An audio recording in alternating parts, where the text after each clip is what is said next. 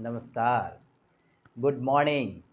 RS English and motivation की तरफ से मैं रजनीकांत साहू आपके बीच हाजिर हूँ एक बहुत ही अच्छी बात बताने के लिए, जो कि आपके जीवन के तख्ता को अवश्य पलटेगा। क्योंकि कहा जाता है सुमार्ग इंसान को बहुत ऊंचे तक ले जाता है, लेकिन कुमार्ग इंसान को बर्बाद करके रख देता है। तो आज हम एक पेड़ से सीख लेंगे कि आज हम नीम के पेड़ के बारे में बात करेंगे। और नीम का पेड़ कहीं ना कहीं कुछ हमें सिखाता है, उसी को चर्चा करने आज आए हैं। और बहुत ही कम समय में बहुत ज़्यादा कुछ सिखा करके मैं आपके पास से जाना चाहता हूँ।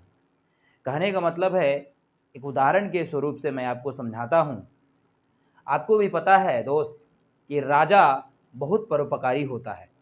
किसी भी ग्राम पंचायत का, किसी भी ग्राम का, किसी भी ब्लॉक का अगर कोई राजा हुआ करता था पहले, तो बहुत परोपकारी होता था और बहुत ही धर्म पर चलने वाले कर्मठ उम्मीदवार होता है। तो आपको भी पता है कि ज़रूरी ये नहीं दोस्त कि आज डॉक्टर का बेटा डॉक्टर बन जाए, इंजीनियर का बेटा इंजीनियर बन जाए, ऐसा तो होता नहीं है। अगर कोई किसी का घर में अच्छे लोग हैं, तो उसके घर में ही कई लोग ऐसे बुरे निकल जाते हैं जिसकी कल्पना नहीं की जा सकती। तो उसी प्रकार राजा तो बहुत परोपकारी और धर्म पर चलने वाले निष्ठावान थे, लेकिन उसी का विपरीत उनका राजकुमार, बोले तो उनका बेटा, बहुत ही कुमार्ग पर चलने वाला था। वो राज दरबार में काफ़ी अशांति फैला करके रखा था, लोगों को ठेस पहुंचाता था, लोगों को चोट पहुंचाता था, है ना, लोगों को परेशान करता था। इतना परेशान कि मत पूछिए। उससे अब उसका पिताश्री भी परेशान थे कि मेरा बेटा, मेरा राजकुमार इतना बिगड़ कैसे गया है, इतना बदमाश, इतना इनडिसिप्लिन कैसे है।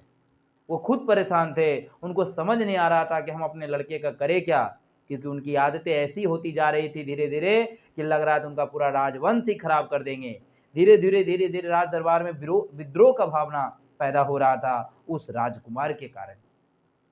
मतलब उसके पिताश्री राजा बहुत बड़ा परोपकारी, धर्म पर चलने वाले लोग, और उनका बेटा राजकुमार उनके विपरीत। माने वो लोग दूसरों को दुख देना उनकी पसंद थी, उनको अच्छा लगता था। किसी को मार देना, किसी को पीट देना, किसी को दिल को ठोस, माने बेइज्जती करना उसको उसका पेशा था। ये चीज़ उसको अच्छा नहीं लग रहा था। धीरे धीरे सभी नागर के लोग जानने लगे, और नगर के पास में ही रहने वाले एक संत भी थे जो उनके क्रियाकलाप को समझ गए थे, जान गए थे, और उनको सूचना मिल चुकी थी। तो उन्होंने ठाना कि क्यों नहीं इस बच्चे को सुधारा जाए, क्योंकि इस तरह से अगर वो रहेगा तो आने वाले दिन तो पूरे तहस-नहस कर देगा, पूरा जीवन अस्त-व्यस्त कर देगा।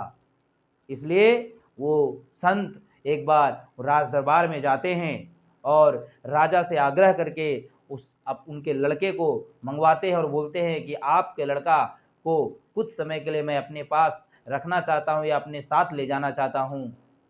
तो राजा अनुमति दे देते हैं कि ठीक है, ले जाइए।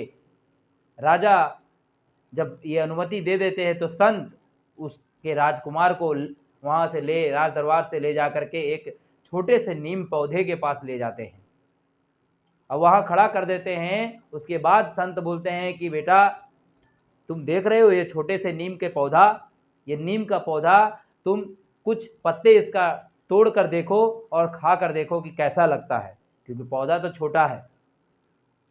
तो जैसा संत बोलते हैं वैसा राजकुमार करता है। वो उस पौधे से, छोटे नीम के पौधे से पत्ते तोड़ते हैं और उसको चबाते हैं। जब वो पत्ते चबाते हैं तो उनको बहुत ही कड़वा लगता है, बहुत ही तीता लगता है। शायद आपको भी पता होगा फ्रेंड कि नीम के काढ़ा कैसा लगता है। तो बहुत कड़वा लगा, बहुत तीखा लगा, जिसके कारण वो तुरंत मुंह से निकाला और पानी से गुलाला कर लिया। तब जाकर के संत उनसे पूछता है कि कैसा लगा तुम्हें स्वाद, इस छोटे से पौधे का तो स्वाद पत्ते का कैसा लगा। तो वो बोलता है राजकुमार कि बहुत ही कड़वा था, ये तो इतना छोटा में ही बहुत कड़वा है, शायद बड़ा होगा तो क्या इसका विषैला ही पौधा होगा। तो वो छट दिया, वहां से उखाड़ करके फेंक देता है उस पौधे को, राजकुमार नीम के पौधे को। तब जाकर के संत पूछता है क्यों तुम उखाड़ कर फेंक दिए। तो वो जवाब देता है कि प्रभु, आज ये इतनी छोटे उम्र में इतना विषैला, इतना कड़वा स्वाद दे सकता है तो बड़ा होने के बाद कितना विषैला दे सकता है। इसलिए मैंने उठा के फेंक दिया। तब जाकर के संत वहीं बोल देते हैं कि ठीक इसी प्रकार के से मेरे वत्स कि तुम अपने व्यवहार से, दुर्व्यवहार से, अपने राज दरबार के, अपने आसपास पड़ोस को तुम खराब करके रखे हो। तुम लोगों से मने खराब व्यवहार करते हो, बेइज्जती करते हो, मारते हो, किसी के दिल को ठोस पहुंचाते हो। तो बताओ इसका क्या कारण हो सकता है, इसका क्या वजह है, या फिर तुम्हारे साथ क्या करना चाहिए। जब ये बात बोलते हैं संत उस राजकुमार को, तब उसे अपने आप से लज्जित होने लगता है और वह महसूस कर लेता है कि संत कहना क्या चाहते हैं, संत क्या समझाना चाहते हैं। उसे पता चल जाता है कि मैं भी तो, क्योंकि भाई उसका तो व्यवहार उसे पता है राजकुमार को कि मैं लोगों के साथ कैसा व्यवहार कर रहा हूं। तब वो समझ जाता है। इस प्रकार से संत के बताई रास्तों से उस राजकुमार का जीवन संवर जाता है दोस्त, और अच्छे से वो अपना व्यवहार कर लेता है, एक डिसिप्लिन में आ जाता है। इस तरीके से उसका जीवन बदला। सोच के देखिए, एक नीम के पौधा से। इसी प्रकार से हम कह सकते हैं कि हमें उस तरह का व्यवहार नहीं रखना चाहिए, क्योंकि नीम के पेड़ से हमें कुछ सीख मिला। हमें कैसा बनना चाहिए, लोगों के बीच में मधुर रहना चाहिए या कांटे बनकर रहने चाहिए, लोगों के लिए फूल बिछाने चाहिए या कांटे बिछाने चाहिए, लोगों को दिल को ठोस पहुंचाना चाहिए या उसे प्यार करना चाहिए।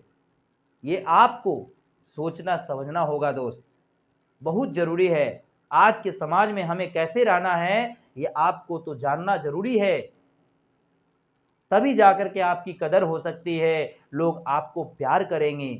नहीं तो बस इसी नीम के पौधे की तरह आप और हम सभी को भी अगर उस तरह का व्यवहार रहा तो उखाड़ कर फेंक देगा।